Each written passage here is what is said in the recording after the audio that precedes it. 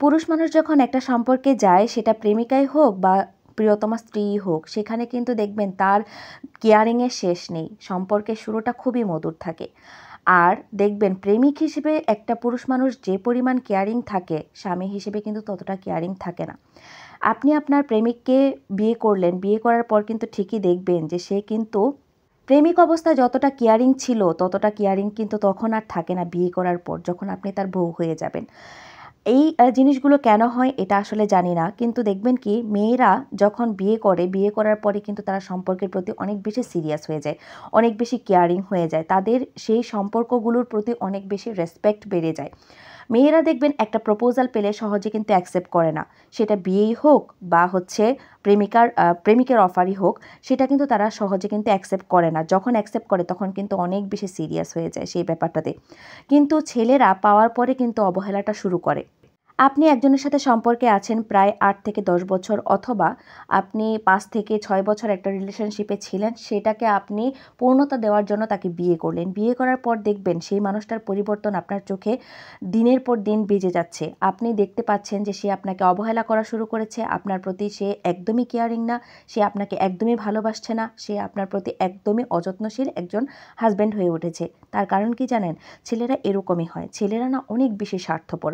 হয়তো আজকে এই কথাগুলো অনেকের কাছে নেগেটিভ মনে হতে পারে বা অনেক বেশি খারাপ লাগতে পারে, তার জন্য আমি দুঃখিত। আর তারপরেও কিন্তু আমি যে কথাগুলো বলছি, সেই কথাগুলোর মধ্যে যদি অযৌক্তিক কোনো কারণ থাকে তাহলে অবশ্যই আপনারা কমেন্ট করে জানিয়ে যাবেন। আর ছেলেদের যে এই মানে অযত্নশীলতার কারণে আপনার স্ত্রীকে আপনি বা প্রিয়তমাকে আপনি হারিয়ে ফেলছেন, সেটা কিন্তু বুঝতে পারছেন না। হয়তো আপনার স্ত্রী আপনার প্রথম সন্তান জন্ম দেওয়ার সময় সে এই দুনিয়া ত্যাগ করলো। আপনি তাকে যে পরিমাণে অবহেলাগুলো করেছেন সে বেঁচে থাকা অবস্থায়, সেটা কিন্তু সে কখনোই ভুলবে না। সময় থাকতে সব কিছুর মূল্য দিতে হয়, সম্পর্কের মূল্য দিতে হয়।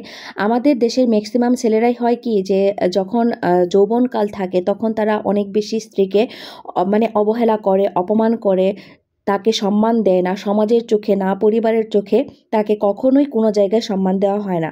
এমনকি সন্তানের সামনেও তাকে অপমানিত করা হয়।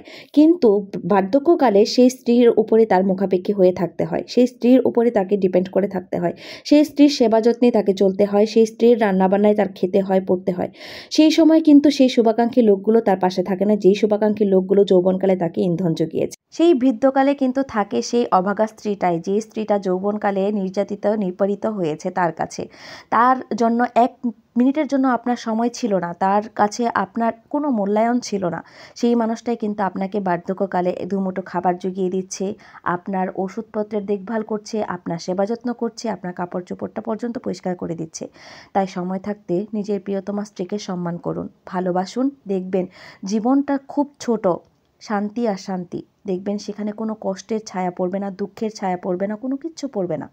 আপনি যদি আপনার জীবন সঙ্গিনীকে বা জীবন সঙ্গীকে সম্মান করেন বা তাকে ঠিক জায়গায় বসান, তাহলে দেখবেন আপনিও সে উল্টো জায়গা থেকে সম্মানটা পাবেন। এই কথাগুলো যদি খারাপ লেগে থাকে তাহলে কিন্তু আমি অনেক দুঃখিত।